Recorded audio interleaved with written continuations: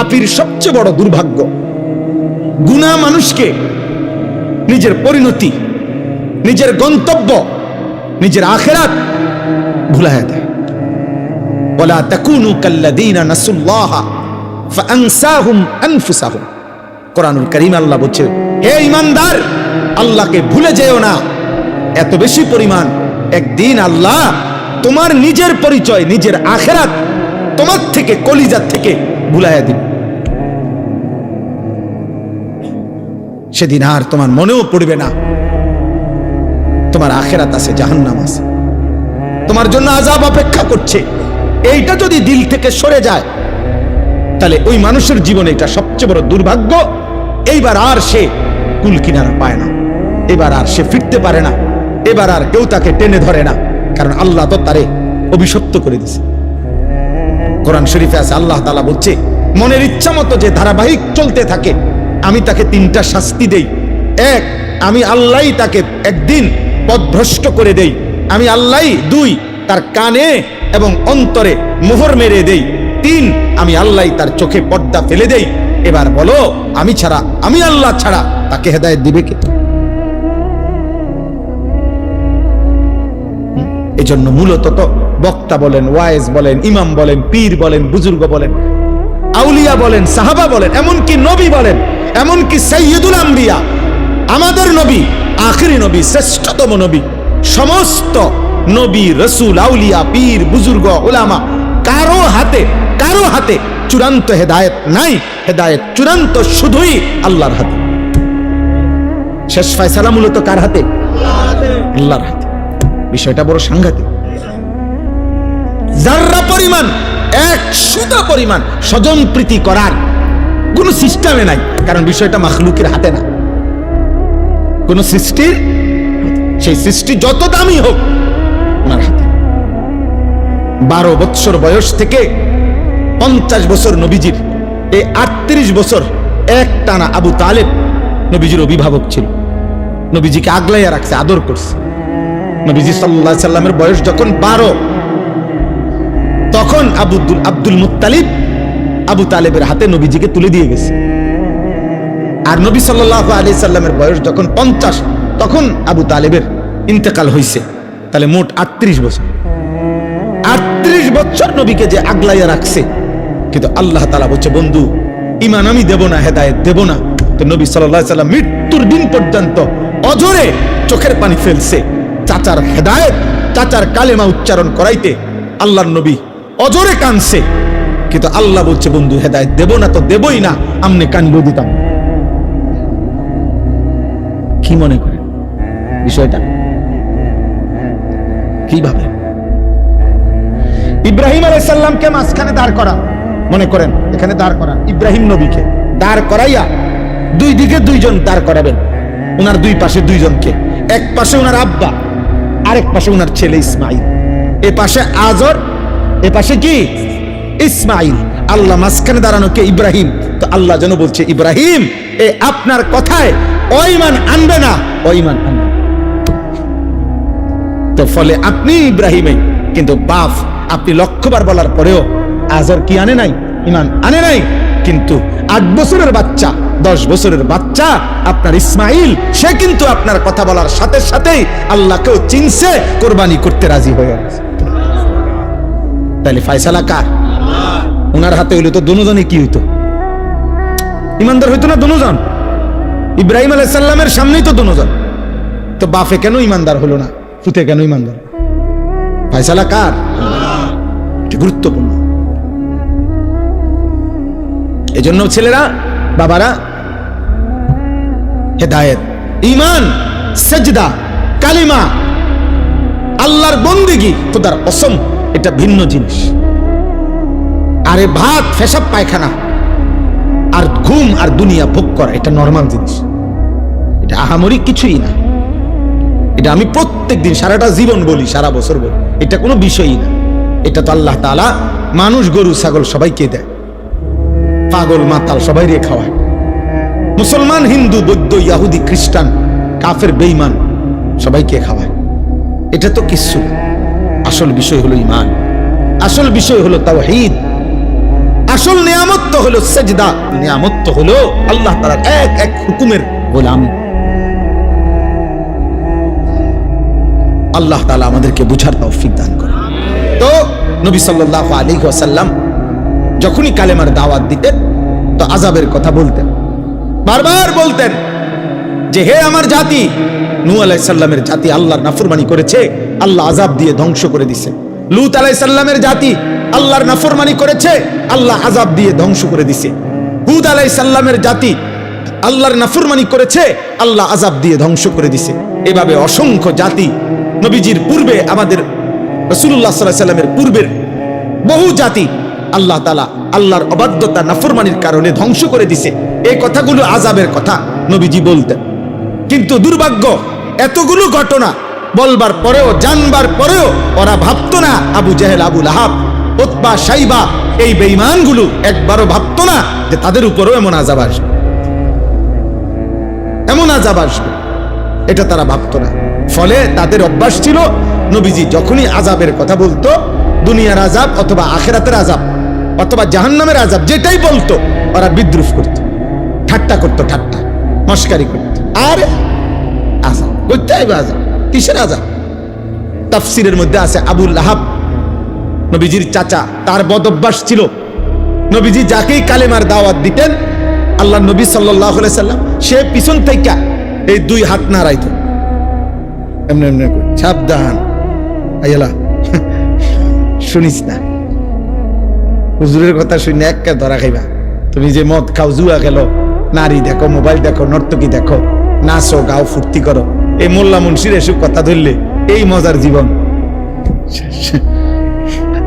সিটারি বাটফারি আর করতে পারতাম না।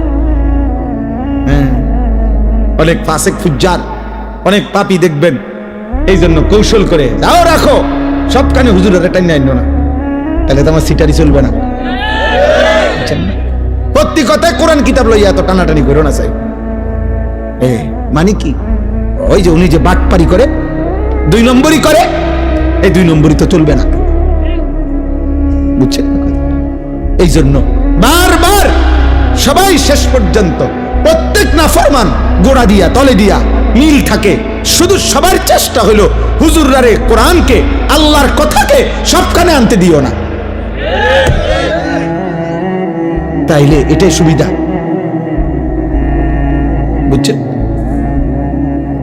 হুজুররারে বলবা সব কথা তাদের না, এটা বলা যাবে না, ওইটা বলা যাবে না, রাজনীতির কথা বলা যাবে না, এইটা অতর বলা যাবে না, কিচ্ছু, শুধু আপনার শুধু বিধিনিষেধ, শুধু টেনশন, শুধু পেরেশানি। এটা হুজুররারে সব কথা বলতে দিলেই মুশকিল হবে, বলতে দিলেই মুশকিল হবে।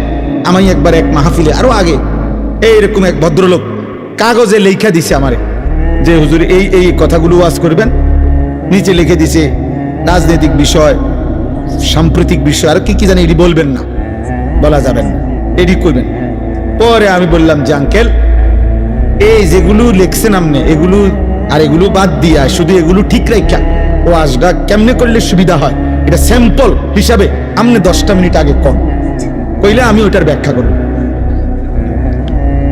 বুঝেন নাই কথা? হ্যাঁ, আপনি একটু আমার শুধু জিনিসটার কৌশলটা শিখাই দেন যে এইভাবে বলবেন হুজুর, যাতে করে আমি কারো গায়েও লাগে না, পিঠেও লাগে না, সবটা ওয়াজ কি প্যান্ডেলের রুফি দিয়া জায়গা, আলহামদুলিল্লাহ কারো কোনো অসুবিধা হয়েছে না, যার যে জায়গা বনওয়ালা বন খায়, বিড়িওয়ালা বিড়ি খায়, বুঝছেন না কথাটা? সিটারিও করে, ইমানদার সেজদাও করে, যে যেমনে আছে এমনি থাকুক, আপনি এইভাবে একটা ওয়াজ দিবেন, নিরিবিলি ওয়াজ, যেটা প্যান্ডেল রুফি দিয়ে যাবে, এমন একটা সিস্টেমের ওয়াজ করে। নাউজুবিল্লাহ। তাইলে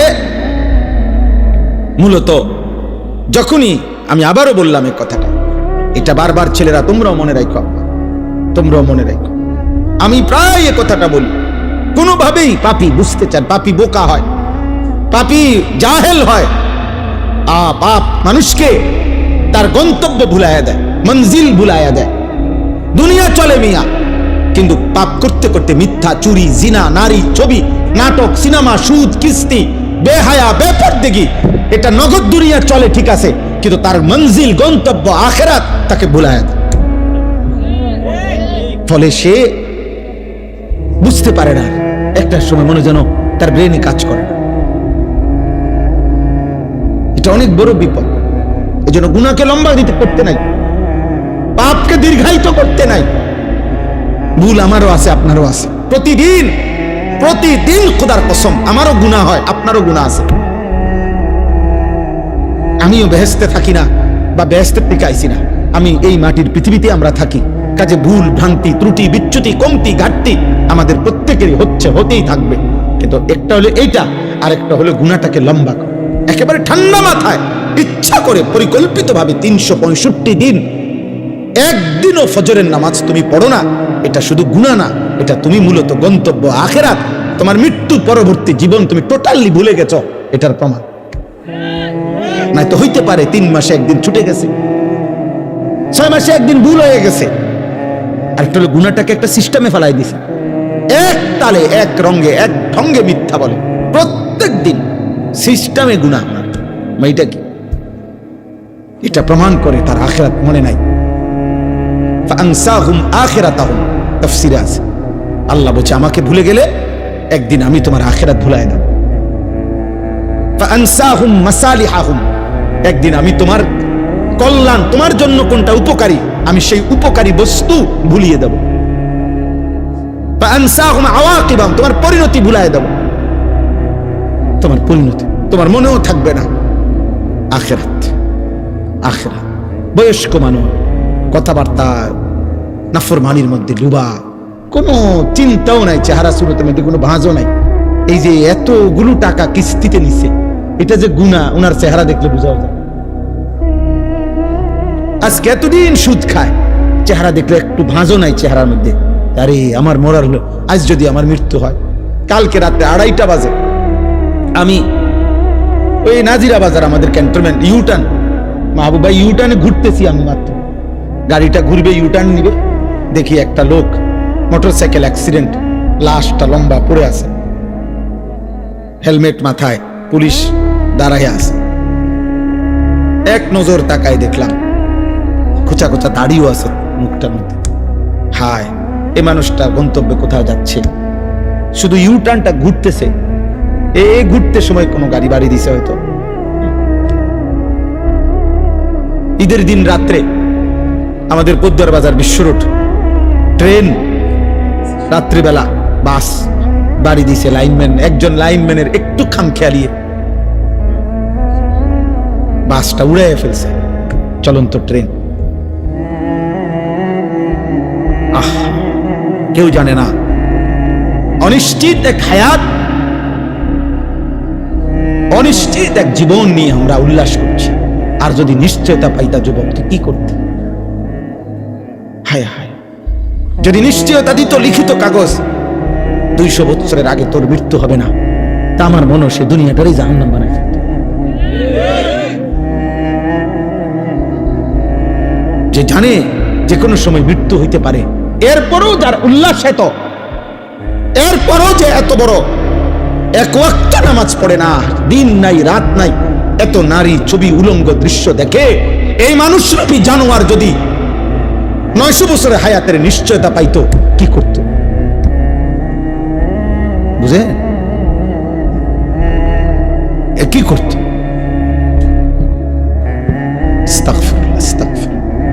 30 দিনের একটি পূর্ণ মাস রমজান আল্লাহ তাআলা আমাদেরকে দিয়েছেন, আল্লাহ তাআলা আমাদেরকে দিলেন। আল্লাহ যেন বললেন, বান্দা আমি নিজের হাতে, আমি রমজানটাকে আমি আল্লাহ নিজ হাতে সাজাইছি। একদিকে রোজা তো আরেক দিকে তারাবি, একদিকে ইফতার তো আরেক দিকে সাহরি, একদিকে এতেকাফ তো আরেক দিকে শবে কদরের বেজর রাত আমি সাজাইছি। প্রথম দশক রহমত, মাঝখানের দশক মাগফিরাত, শেষ দশক জাহান্নাম থেকে নাজাত। প্রত্যেকটা আমলে কমপক্ষে সর্বনিম্ন 70 গুণ বৃদ্ধি। জাহান্নামের দরজা বন্ধ, তোমারে গুনাহ করায় যেই শয়তান, সে শিকলে বন্দী। দরজা শুধু খোলা একটাই, জান্নাত।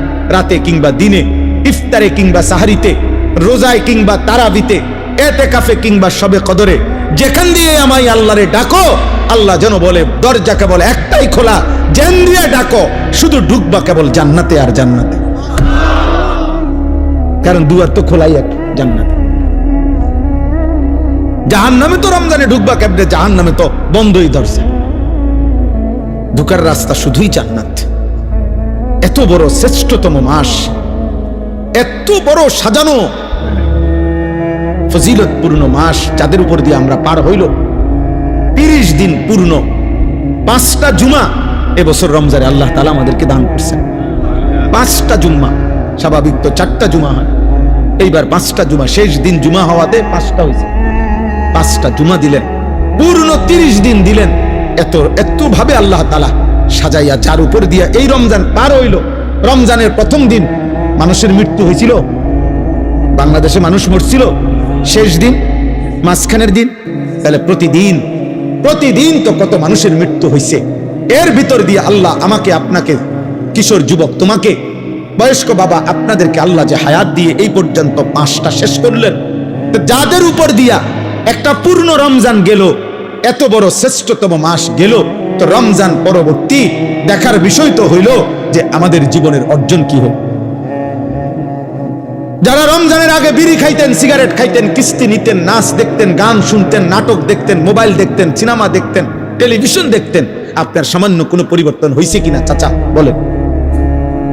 রমজানের আগে যারা 5 ওয়াক্ত নামাজ জামাতে পড়তেন না, রমজান শেষ হয়েছে, এখন বলেন এত বড় শ্রেষ্ঠতম রমজান পাওয়ার পরে এখন আপনার হালাত কি একটু শোনা।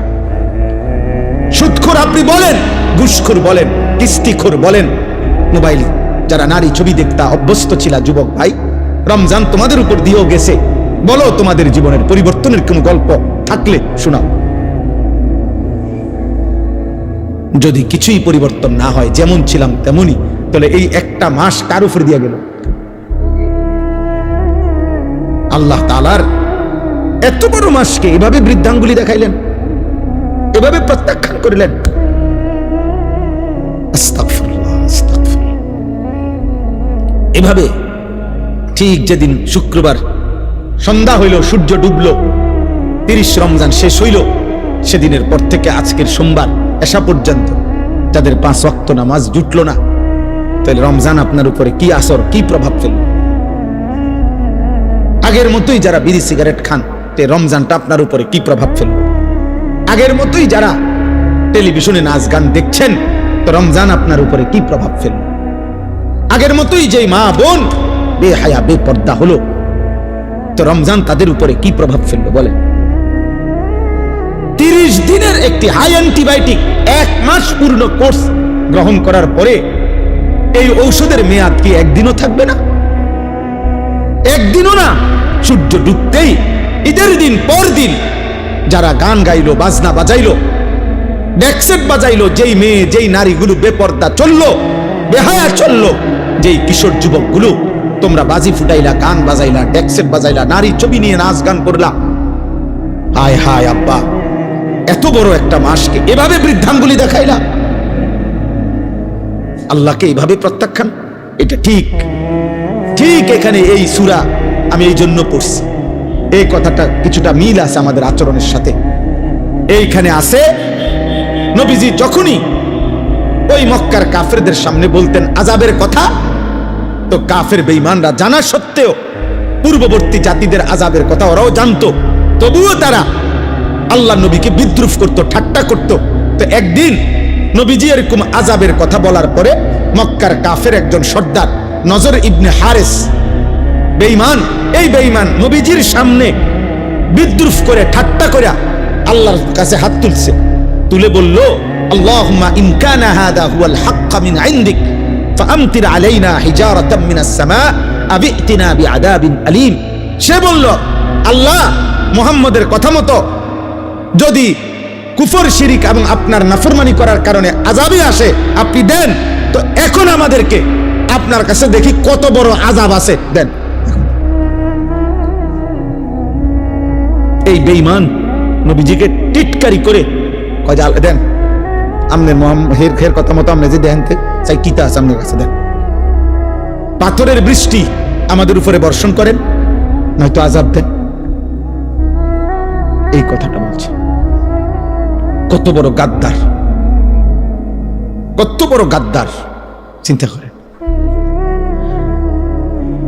আল্লাহর সাথে মস্কার, রাসূলুল্লাহ সাল্লাল্লাহু আলাইহি সাল্লামকে বিদ্রুপ, মানে অর্থাৎ তার কলিজার ভিতরে বুঝলো এটা এই সমস্ত আযাবের কথা। ইডি যেডি কয় মুহাম্মদ ইডি হুদা হইতো না, এগুলা হবে। ওই যে বললাম আবু লাহাব, সে হাত নাড়াইতো, মনে আসেনি? তো এক সাহাবী, 2-3 জন তার সমবয়সী, যারা আগে তাদের পরিচিত ছিল, এখন তো সাহাবী নবীর, তো ওরা মাঝে মধ্যে আবু লাহাবকে বলতো, আবু লাহাব তুমি যেভাবে হাত নাড়াও, আল্লাহ যদি তোমার হাতে তোমার উপরে কোনো আযাব দেয়, নবীকে যেভাবে বিদ্রুপ করো, নবী সাল্লাল্লাহু আলাইহি সাল্লামের পিছন দিয়ে যে হাত নাড়ো, যদি আল্লাহ হাতটা অবশ করে দেয়। তো এই বেঈমানে করতো কি, পরের দিন সকালবেলা এদের কাছে গিয়া, মানে এই যেই সাহাবীরা ওনার এগুলো কইছে তারে, তাগো কাছে যাইতো, যাইয়া কইতে এই দেখো হাত, চাও কিচ্ছু হয়েছে না, বুঝেন নাই? এই হাতের দেখাইয়া বলতো কই আযাব কই, তুমি না কইছো হাত অবশ হয়ে যায়, তারে কই হইছে কই। এই অসংখ্য অসংখ্য নাফরমান সন্তান আমাদের, ও প্রতিদিন হুজুরদেরকে মনে করে, ইমাম সাহেবকে, বাবা মাকেও বিদ্রুপ করে। আরে আমরা না কইছে এই হইব এই হইব, কই কিতা হইছে? আমি তো আগের মতো সিটারিয়ে করতে আসি, আগের মতো নাড়িয়ে দেখি, ছবিয়ে দেখি, উলঙ্গ দৃশ্য সারা রাত দেখি, কো কিচ্ছু হয় না। বলে তো তুই কো কিতা হইছে? উফিল লাকা লাকুমা আতাইদানিনি আন উখরাজা ওয়াকাদ খালাতিল কুরুন মিন ক্বাবলি। কোরআন শরীফে আছে নাফরমান সন্তান, আল্লাহ বলতেছে নাফরমান সন্তান বাবা মাকে বলে, বাবা মাকে বলে ধ্বংস হন আপনারা, প্রত্যেক দিন আমারে কোন কিয়ামত হইব, আখিরাত হইব, সবাই আবার আল্লাহর কাছে ফিরবো। কই যারা যারা মরছে কই তারা কই গেছে? সাই এইভাবে। এজন্য দোস্ত, তোমার কর্ম দিয়ে তুমি নাফরমান নিজ কর্ম দিয়ে আল্লাহকে যেন বিদ্রুপ করে, যে আপনি রমজান দিছেন, রহমত মাগফিরাত নাজাত সব আমনেরটি আমনের কাছে রাখেন, ধরেন আমনেরটি আমনে নেন। আমি আগের মতোই নারী, ছবি, নাটক, সিনেমা, সুদ, কিস্তি, বেহায়া, বেপর্দা আমারগুলো আমি আগের মতো চালাইলাম, দেখি আপনি কি করতেন পারেন, করেন যা। বুঝেন নাই কথা? আহা, এজন্য যুবক, একটা রমজান পাওয়ার পরে কোনো পরিবর্তন হবে না। বয়স্ক বাবা, কোনো আচরণ বদলাবেন না, কোনো পরিবর্তন হবে না। আমি একদিন, আজ থেকে 3-4 বছর আগের কথা বলতেছি আর কি, একদিন আমি একবার রমজানে ঈদের পর দিন আমার এক জোড়া জুতা খুব দরকার ছিল, তা আমি রমজানে স্বাভাবিকভাবে কেনাকাটা করি না, বিবি বাচ্চা কারো জন্য। এই গতকালকে আমি আমার বাবা দাদার স্মরণে, প্রত্যেক বছর আমরা ঈদের পর দিন আমি বাড়িতে আমরা দোয়ার আয়োজন করি ঈদের পর দিন। তো গতকালকে আমি আমাদের গ্রামে, গতকালকে ঈদের পর দিন ছিল জি, তো এই গ্রামে গেছি। এ যাওয়ার সময় গতকালকে ক্যান্টনমেন্ট থেকে আমার ছোট মেয়েটার জন্য 2টা হিজাব কিনছি। বলে আগে ছিল না? আগেও ছিল, বাকি নতুন করে কিনছি, কিন্তু এটা ঈদের পর দিন। ইচ্ছা করে এই রমজানে না আমার বিবি কিছু কিনতে গেছে, আমিও কিছু কিনতে যাই না। রমজান তো আমার লুঙ্গি জুতার জন্য আসে নাই, রমজান তো নতুন জামার জন্য আসে নাই, রমজান তো গুনাহ মাফের জন্য আসছে, রমজান তো আমারে জাহান্নাম থেকে বাঁচাইতে আসছিল, রমজান তো আমারে জান্নাতের মেহমান বানাইতে আসছে। যে জান্নাতেই যাবে তার আর দুনিয়ার এক জোড়া জুতা দিয়ে কি দরকার? যার দরকার জান্নাত, জুতা দিয়ে হাতে গিরব। তো এরকম 3-4 বছর পরে একদিন আমি ঈদের পর দিন কুমিল্লা কান্দিরপাড় আমার এক জোড়া জুতার জন্য ভাবছি যে যদি কোনো দোকান খোলা পাই এক জোড়া জুতা কিনব।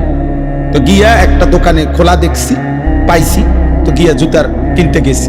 তো দোকানদাররে বললাম, ভাই আজকে ঈদের পর দিন দোকান খুলছেন কিনতেন?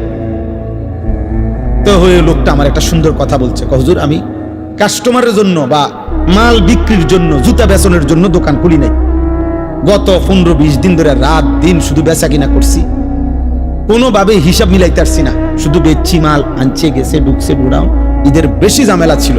তো আজকে হুজুর অবসর, ঈদের পরদিন ভাবছি কাস্টমার আইতো না, এই জন্য বইয়া বইয়া হিসাব মিলাইতে আসি, মাল স্টকে আছে কদ্দুর, বেচলাম কদ্দুর, টাকা পয়সার মানে এগুলা মিলাইতে আসি বইয়া। তাহলে এক জুতার দোকানদার, এক দোকানদার কাপড়ের, মুদি দোকানদার, কাপড়ের দোকানদার, এক বুট মুড়ির দোকানদারও হয়তো আমার বন্ধু রমজান শেষ হয়েছে হয়তো মিলাইছে তার বিক্রি বেচা কিনা, তার আয় ব্যয়, লাভ লোকসান কদ্দুর হইল, এটা হিসাব মিলাইছে। এক মোমেন হিসাবে আমাদেরও তো উচিত যে আমাদের একটা রমজান তো গেল, আমার আমল আখলাক, আমার চরিত্র, আমার আখিরাতের ফিকির, আমার জান্নাতের আশা, জাহান্নামের ভয় কদ্দুর হইল আর কদ্দুর হইল না, এতটুকু কি হিসাব মিলানো উচিত না? তো মিলান, তো হিসাব মিলান। বলে গত 2 দিনও যাদের 5 ওয়াক্ত নামাজ জুটলো না, তো 30 দিনের ঔষধ অ্যান্টিবায়োটিক একদিনও কাজে লাগলো না, 2 দিনও কাজে লাগলো না। আফসুস আফসুস আফসুস। ভাত খাও, ঘুম যাও, পেশাব করো, পায়খানা করো, মোবাইল দেখো, নারী দেখো, ছবি দেখো, উলঙ্গ দৃশ্য দেখো, নর্তকী দেখো, সুদ খাও, কিস্তি নাও, জুয়া খেলো, স্ত্রীকে বেপর্দা ছেড়ে রাখো, মেয়েকে বেপর্দা, সমাজের দুষ্ট চরিত্রহীন লম্পট যুবকদের উপভোগের সামগ্রী হিসাবে রাস্তায় ছেড়ে দাও। বাকি মুসলমান বাপ কিংবা জি, মা কিংবা ফুত, সব মনে রাখো আল্লাহর আখিরাত, কিয়ামত, হাসরের মাঠ হবে। সেদিন তুমি বাপেরও আল্লাহ বুঝাবে, ফুতেরও বুঝাবে, স্বামী তোমারও আল্লাহ বুঝাবে, স্ত্রীরও বুঝাবে, সেদিন মাকেও বুঝাবে, মেয়েকেও বুঝাবে, সবাই মিল্লা তামসা। ঠিক আছে, করেন, আল্লাহ আমাদেরকে বুঝ দান করেন। তো আল্লাহ তাআলা বলেন শেষ, এবার শুধু তর্জমা বলি, আমার কথা শেষ। এই আয়াতগুলোর অর্থ শুনে নেবার, তাইলেই শেষ কথা। সাআলা সাইলুম বিআযাবিন ওয়াকি', আল্লাহ তাআলা বলেন বন্ধু, আপনার সামনে এক নাফরমান বেঈমান নিজের থেকে আমি আল্লাহর আযাব চাচ্ছে। ওই যে চাইলো না, বিআযাবিন ওয়াকি', নিশ্চিত আযাব। ও মনে করছে ঠাট্টা, অথচ আসলে নিশ্চিত আযাব, সেটা সে চাচ্ছে। তারে বলে দেন লিল কাফিরিনা, এই আযাব নিশ্চিত হবে সমস্ত বেঈমান কাফের নাফরমানদের জন্য। লাইসা লাহু দাফি', ওই আযাব প্রতিহত করবে, ঠেকাবে এমন শক্তি গোটা কায়নাতের কারো নাই। কেন নাই? মিনাল্লাহি জিল মাআরিজ, 7 আসমানের ঊর্ধ্বে সর্বোচ্চ সিঁড়ি, আসমানের ঊর্ধ্বের শেষ প্রান্ত, জমিনের নিচ পর্যন্ত সর্বোচ্চ সম্মান মর্যাদা, সর্বোচ্চ শিখর পর্যন্ত যার ক্ষমতা, সেই সর্বশ্রেষ্ঠ ক্ষমতা মর্যাদার অধিকারী মহান আল্লাহর পক্ষ থেকে এই আযাব আসবে। আর এমন সৃষ্টিকর্তা, এমন ক্ষমতাধর মালিকের আযাব ঠেকাবে এমন শক্তি কোনো মাখলুকের নাই।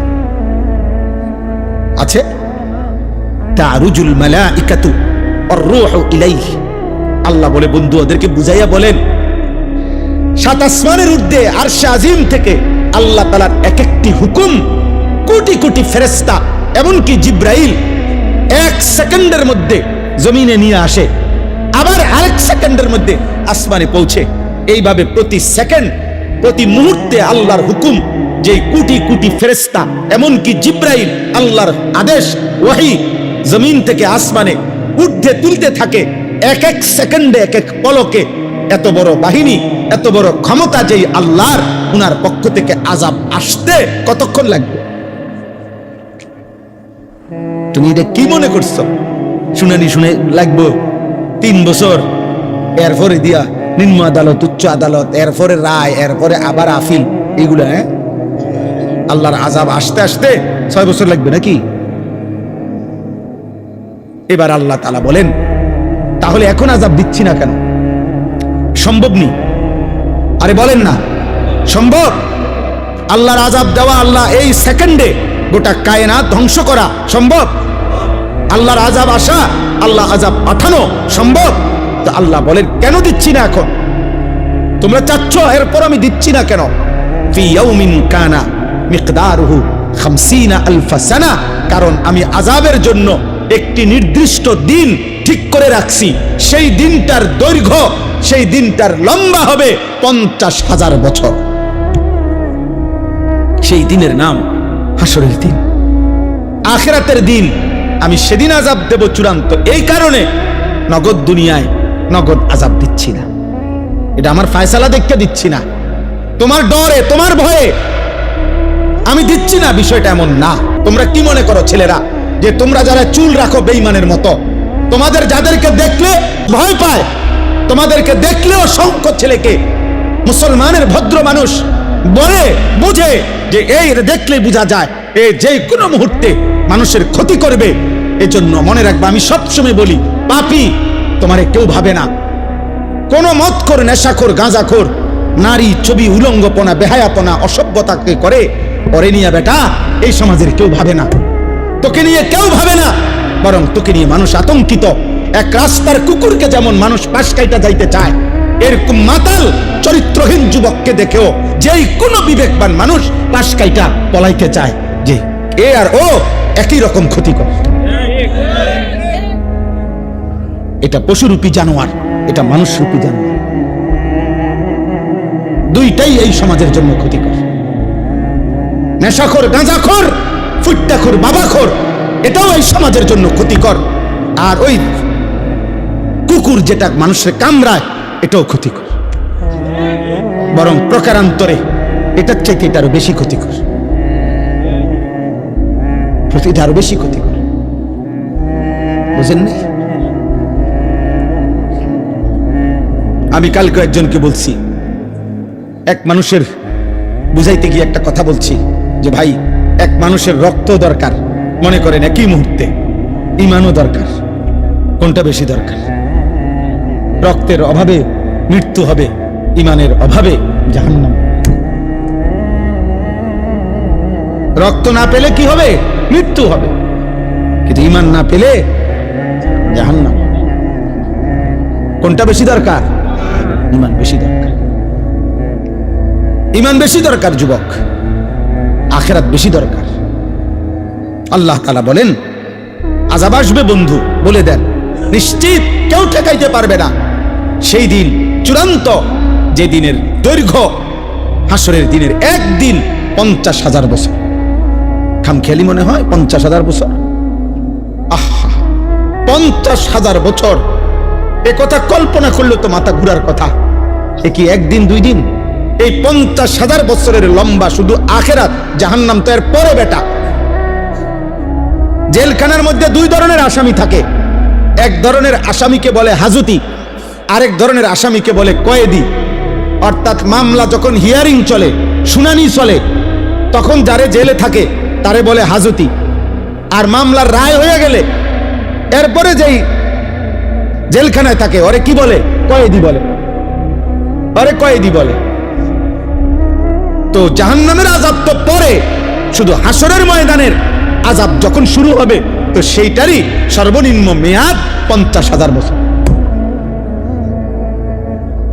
হাজতি অবস্থায় আযাবের মেয়াদ কতক্ষণ? এরপরে তো রায় হবে, এরপরে না বিচার হবে, ফয়সালা হবে, এরপরে না জাহান্নাম। সেটা তো অনন্তকাল। সেটা কি? অনন্তকাল। আল্লাহ আমাকে মাফ করে দেন। ফাসবির সাবরান জামিলা। আল্লাহ বলেন, অতএব বন্ধু, যে যা বিদ্রুপ করুক, ঠাট্টা করুক, আপনি সবর করেন, আপনি ধৈর্য ধারণ করেন, আপনি বলতে থাকেন, শুনতে থাকেন, আপনি গোলামি করতে থাকেন, আমি আল্লাহর দিকে ডাকতে থাকেন, আমার ইবাদত করতে থাকেন, আমার বান্দাদেরকে বলতে থাকেন, ইন্নাহুম ইয়ারাউনাহু বাঈদা ওয়া নারাহু করিবা। আল্লাহ বলে, প্রত্যেকটা নাফরমান, বেঈমান, পাপী আখিরাতকে অনেক দূরে মনে করে, অথচ আমি আল্লাহ একদম কাছেই দেখি। নাফরমান মনে করে আখিরাত অনেক দূরে। আল্লাহ বলেন, আমি তো দেখি আখিরাত একদম কাছে। ইকতারাবাতিস সাআতু ওয়ান শাক্কাল কামার ইকতারাবা লিন-নাসি হিসাবুহুম। আল্লাহ বলে, বান্দা হিসাবের সময় তো কাছে, কাছে না দূরে।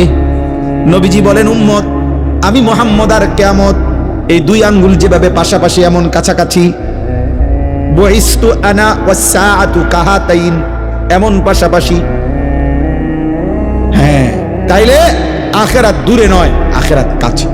তদুপরি আরেক ব্যাখ্যা হলো, কেউ যদি এটা বোঝে, মনে করেন ইসরাফিল ফু দিতে আরো 500 বছর বাকি, আচ্ছা ধরলাম 5 লক্ষ বছর বাকি, মনে করেন আরো 5 কোটি বছর পরে ইসরাফিল ফু দিবে, কিন্তু আমনে ওই পর্যন্ত থাকবেন নি। তো আমনে মরে গেলে এরপরে পৃথিবী থাকলেই কি না থাকলে কি, আমনে তো নাই। বুঝেন নাই কথাটা? আমার মৃত্যুর পরে যদি বাংলাদেশের সব মানুষ চাঁদের দেশও গদ্দুয়ার করে, মঙ্গল গ্রহে চলে যায়, আমার কি? তাহলে আমার মৃত্যুই তো আমার আখিরাত।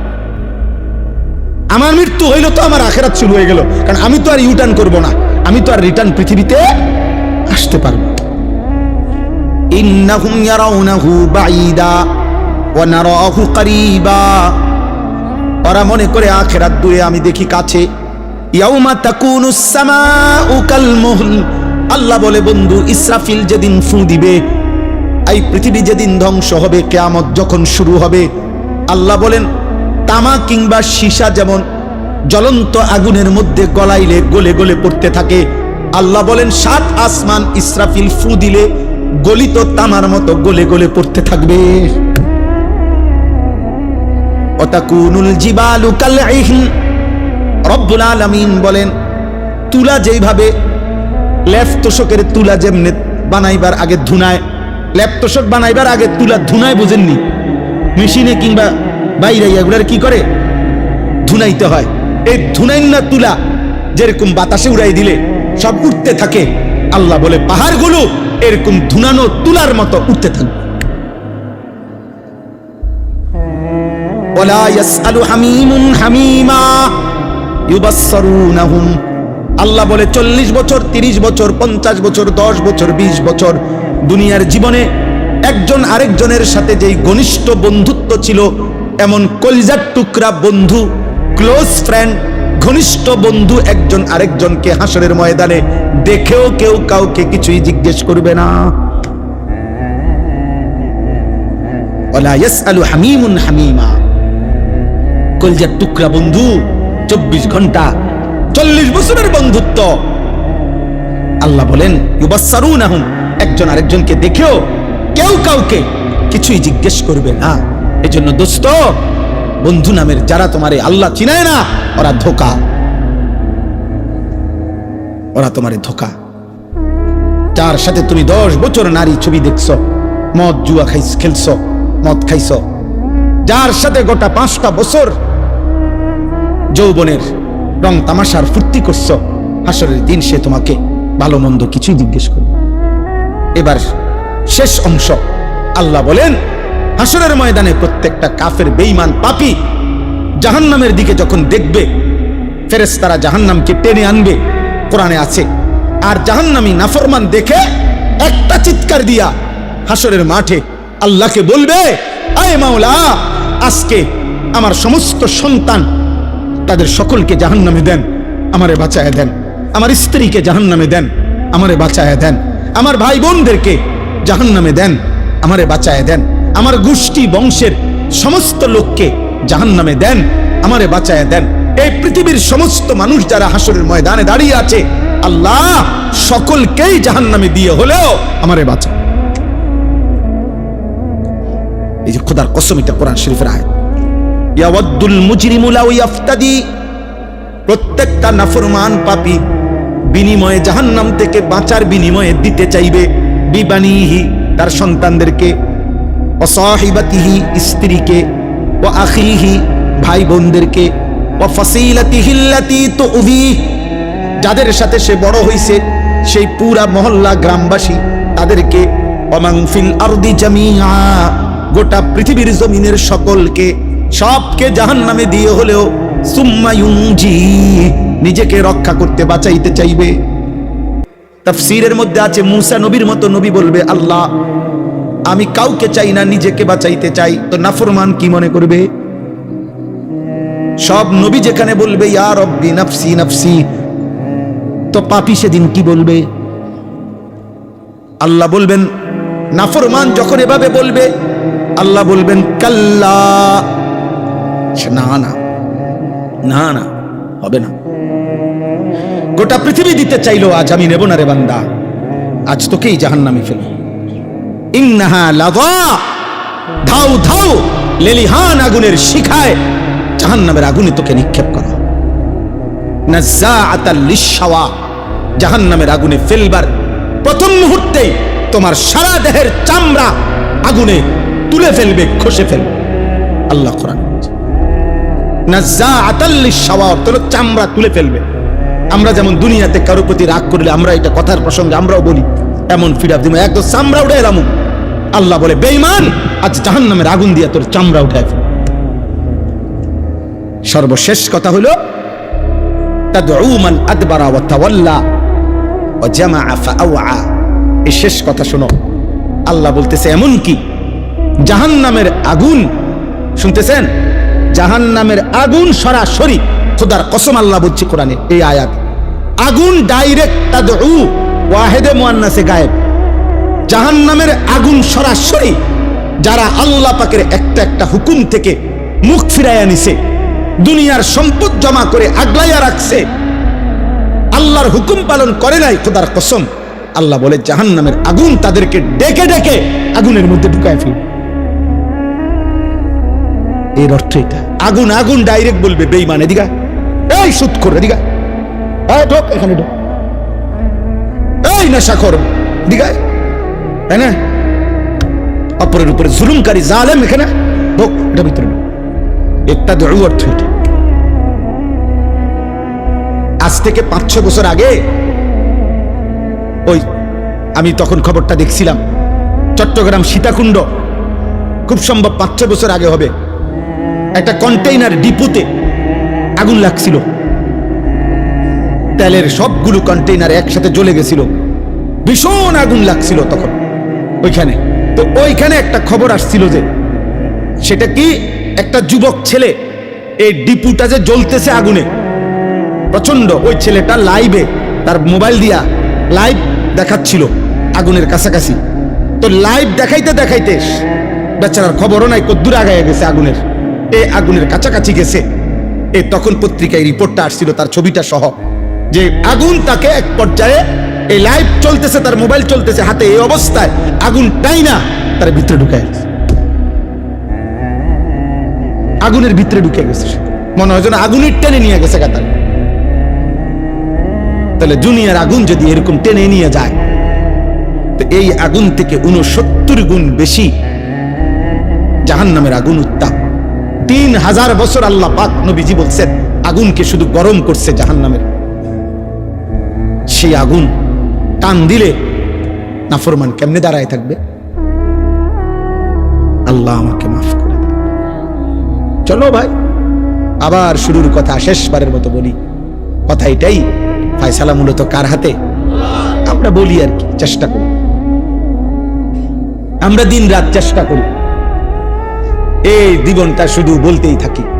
ঈদের দিনও আমি বয়ান করছি এবার, হ্যাঁ আজকেও আমি এই মাগরিবের পর থেকে এই মাহফিল আমার 3 নাম্বার মাহফিল। এমনি এই 3য় বয়ান শেষ করলাম আলহামদুলিল্লাহ। অর্থ হলো এটা, এই জিন্দিগিটা এটাই বলতে। এতেকাফ করছি মসজিদে আমার শায়েখ আল্লামা মুফতি মুশতাকুন নবী কাসেমি হুজুরের সাথে এতেকাফ করছি। কয়জন জানেন? 1100 একসাথে, 1100 মানুষ একসাথে এতেকাফ করছে এক মসজিদে। 1100 মসজিদে না, জি জি জি একই মসজিদে। কি পরিমাণ ঝামেলা গেছে মনে করেন সুধন্যপুরে, এতগুলো মানুষের পেরেশানি কি পরিমাণ গেছে। আলহামদুলিল্লাহ, আল্লাহ করেছে। এই জন্য বাপ বলার অর্থ হলো আমরা বলতে থাকি, এই বলতে বলতেই একদিন কবরেই চলে যাব ইনশাআল্লাহ, আমিও আপনিও। হ্যাঁ, ঈমানদার ও নাফরমান সবাই কি ফেরাউনও কবরে গেছে, মুসাও কবরে গেছে আলাইহিস সালাম, নমরুদও কবরে গেছে, ইব্রাহিম আলাইহিস সালামও। আল্লাহ আমাদের সবাইকে ভালো রাখেন। কিশোর ভাই, যুবক ভাই, অনেক কষ্ট করছে আব্বা, নিজের উপরে দয়া করো। আবারও বলছি, কেউ মনে রাখবে না তুমি নষ্ট হইলে, চরিত্রহীন হইলে তোমার জন্য খবর নেওয়ার কারো হাতে সময় নাই। দুনিয়াকে শেখের জায়গা মনে করতে নাই। এই মুহূর্তে ইরান আমেরিকার যুদ্ধে সবচেয়ে বেশি, যেখানে যুদ্ধ হচ্ছে তো হচ্ছেই, বাকি এর চাইতে বেশি আতঙ্কিত, সবচেয়ে বেশি সুখে, বেশি উল্লাসে যেই দুবাই ছিল, সেই দুবাইওয়ালারা যারা ভাবে নাই, যারা দুনিয়াটারে ব্যস্ত বানাই লাইছে, মনে হয় যেন স্বর্গ বানায় ফেলছিল, সুখের অট্টালিকায়, বিলাসিতায়, আজ তারা সবচেয়ে বেশি আতঙ্কিত, সবচেয়ে বেশি মুসিবতগ্রস্ত। প্রতিদিন আমরা আমাদের শত শত লাখ লাখ প্রবাসীর জন্য সারাদিন দোয়া করি। কত প্রবাসী কতভাবে খবর পৌঁছায়। হ্যাঁ, কালকে না হয়তো 20টা ফিলিং স্টেশন, একটা তো 1 লিটার তেলও দেয় না। গাড়ি আমার আর 1 কিলোমিটার গাড়ি, সর্বোচ্চ 1 থেকে 1.5 কিলোমিটার চলবে, তেল এর দূর আছে। আর এই অবস্থায় আমি আর একটানা দোয়া ইউনুস করতেছিলাম যে আল্লাহ, আমার গাড়ি না চললে আমি পদ্মার বাজার পর্যন্ত আইসা পড়ছি। আমার বাসা তো হইল ময়নামতি, সাবের বাজার, এই কদ্দুর জায়গা আমি কেমনে গাড়ি তেল দিচ্ছে না। সর্বশেষ পদ্মার বাজার বিশ্ব রোড, এখানে একটু সামনে আসছি, আর একটা ফিলিং স্টেশনে ঢুকছি, আবার ঢুকছি আর অ্যাম্বুলেন্সের তেল দিচ্ছে, অকটেন দিচ্ছে অ্যাম্বুলেন্স ওয়ালার ড্রাইভারটা, হেল্পার আমার দেখে লাভ দিয়া নামছে, আর ওই যে ছেলেটা তেল দিতেছে ওই আমার দিকে সালাম দিছে, চিনছে। আমি যাক আল্লাহ আপনার দোয়া ইউনুসের বরকত। পরে সে পুরা গাড়ি লোড করে দিছে, তেল পুরাই দিছে আর কি, একবার 6,500 টাকার তেল ঢুকাই দিছে। আলহামদুলিল্লাহ, আল্লাহ তাকে উত্তম বিনিময় দান করে। তাইলে বললাম, আমার বাপ, দুনিয়া যদি আল্লাহ তাআলা দয়া না করে, তোমার আমার মাতলামি একদিনও থাকবে। মোবাইলে চার্জ দাও আর উলঙ্গ ছবি দেখো। এই বিদ্যুৎ তোমার আব্বা দেয় নাই, এই বিদ্যুৎ তোমার বাপের না।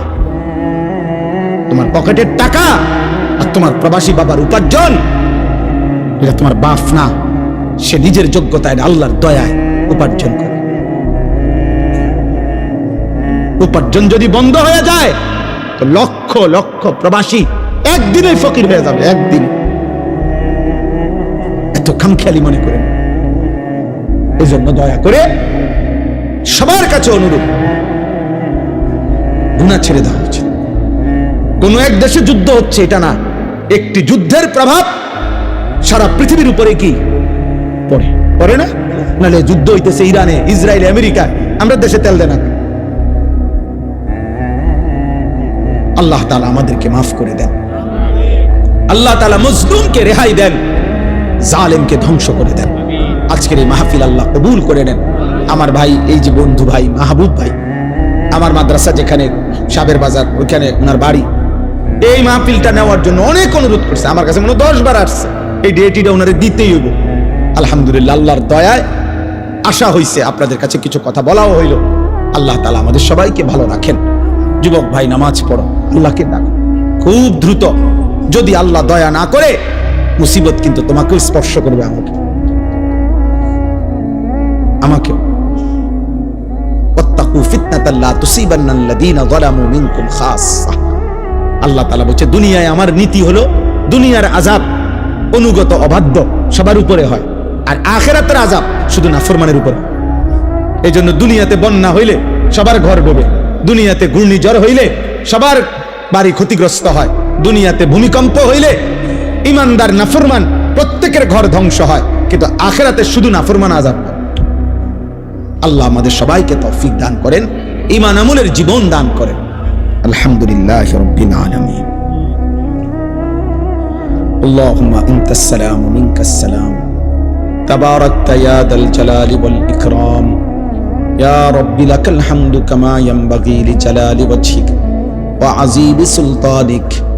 ওয়া সাল্লি আলা মুহাম্মাদিন কামা হুয়া আহলুক, ওয়া ফাআল বিনা খায়রান কামা আনতা শানুক, ইয়া আরহামার রাহিমিন, ইয়া আরহামার রাহিমিন, ইয়া আরহামার রাহিমিন। ربنا ظلمنا أنفسنا وإن لم تغفر لنا ترحمنا لنكونن من الخاسرين ربنا آتنا في الدنيا حسنة وفي الآخرة حسنة وقنا عذاب النار رب ارحمهما كما ربياني صغيرا ربنا هب لنا من أزواجنا وذرياتنا قرة أعين وجعلنا للمتقين إماما ربنا رب اجعلني مقيم الصلاة ومن ذريتي ربنا وتقبل دعاء ربنا اغفر لي ولوالدي وللمؤمنين يوم يقوم الحساب মওলায়ে করিম রাত অনেক গভীর মাওলা আয় আল্লাহ অন্ধকার গভীর রাতে অল্প কয়েকজন নাফরমান গোলাম আল্লাহ পর্দার আড়ালেও কিছু মা বোন আপনার শাহী দরবারে হাত উঠাইলাম আল্লাহ আপনি মাফ করে দেন মাফ করে দেন রাত গভীরে মাওলা গুনাহগার নাফরমান বান্দাদেরকে আপনি মাফ করে দেন আপনি গফুর আপনি গফফার আপনি রহমান আপনি রহিম আপনি সত্তার আপনি জুল জালালি ওয়াল ইকরাম আপনি মাফ করে দেন আযাব দিলে আপনার কোনো লাভ নাই মাফ করে দিলে আপনার কোনো ক্ষতি নাই মাফ করে দিলে আপনার ভান্ডারে কমবে না মাফ না পেলে আমাদের উপায় থাকবে না দেন মাওলা মাফ করে দেন সমস্ত কবরবাসীদেরকে মাফ করে দেন কিয়ামত পর্যন্ত কবরের আযাব মাফ করে দেন কবরগুলোকে জান্নাতের টুকরা বানিয়ে দেন আল্লাহ আল্লাহ আল্লাহ আমরা প্রত্যেকেই বাবা হারা মা হারা স্বজন হারা আল্লাহ আমাদের প্রত্যেকের বংশের কতজন কবরে সব মাফ করে দেন মাফ করে দেন আমরা যারা জীবিত আমাদেরকে মাফ করে দেন বাকিটা জীবন ঈমান আমলের তৌফিক দান করেন সেজদাওয়ালা কপাল বানিয়ে দেন কাঁদনেওয়ালা চোখ বানিয়ে দেন জিকিরওয়ালা জবান দেন মোহাব্বতওয়ালা দিল বানিয়ে দেন সুন্নাতওয়ালা জীবন বানিয়ে দেন আল্লাহ আপনি কবুল করেন মঞ্জুর করেন অসুস্থ বিমারি যারা শিফা করে দেন প্রত্যেকের কামাই রুজিতে হালাল বরকত দান করেন অভাব দূর করে দেন ঋণ মুক্ত করে দেন পেরেশানি থেকে আসান করে দেন যার যত নেক মাকসাদ আছে আপনি পূরণ করে দেন এই মাহফিল আপনি কবুল করে নেন যার যেটুকু দান সহযোগিতা ভালোবাসা সব আপনি কবুল করে নেন আল্লাহ কিশোর যুবক ছেলেগুলোকে নামাজি বানিয়ে দেন চরিত্রবান বানিয়ে দেন আল্লাহ গুনাহ যেন আমাদের আযাব টেনে না আনে মাওলা আল্লাহ আল্লাহ বয়স্ক বাবা চাচাদেরকে হায়াত দারাজ করেন আর অনেক আমলের তৌফিক দেন মা বোনদেরকে পর্দা পুশিদা দান করেন আল্লাহ গোটা পৃথিবী আপনি শান্ত করে দেন আপনি শান্ত করে দেন আপনি মজলুমকে রেহাই দেন জালেম আমেরিকা আপনি ধ্বংস করে দেন জালেম ইসরাইলকে আপনি ধ্বংস করে দেন আল্লাহ এদের জুলুম থেকে পৃথিবীকে বাঁচান রে মাওলা আল্লাহ ট্রাম্পের জুলুম থেকে পৃথিবীকে বাঁচান নেতানিয়াহুর জুলুম থেকে পৃথিবীকে বাঁচান রে মাওলা ফেরাউন নমরুদের মতো আল্লাহ নাফরমানদেরকে ধ্বংস করে দেন আল্লাহ মজলুমদেরকে বাঁচান মাওলা আল্লাহ পৃথিবীর প্রতিটা প্রান্তরে ঈমানদার মুমিন যাদের রক্ত ঝরছে আল্লাহ আপনি তাদের উপরে রহম করেন রহম করুন আল্লাহ লক্ষ লক্ষ প্রবাসী বিদেশের জমিনে আল্লাহ ছটফট করছে মাওলা অনেক পেরেশানি অনিশ্চয়তার মধ্যে পড়ে গেছে আল্লাহ দেশে তাদের বাবা মা স্ত্রী সন্তান কাঁদতেছে মাওলা আপনি নিরাপদে রাখেন আপনি নিরাপদে রাখেন আপনি নিরাপদ রাখেন মাওলা আপনি পেরেশানি মুক্ত রাখেন জান মাল হেফাজত করে রব্বির হামহুমা কামা রব্বায়ানি সগীরা আল্লাহ এই মাদ্রাসা আল্লাহ এলাকার মসজিদ আল্লাহ দ্বীনি যত ফিকির সব আপনি কবুল করে নেন রব্বির হামহুমা কামা রব্বায়ানি সগীরা সুবহান রাব্বিকা রব্বিল ইজ্জাতি আম্মা ইয়াসিফুন সালামুন আলাল মুরসালিন ওয়ালহামদুলিল্লাহি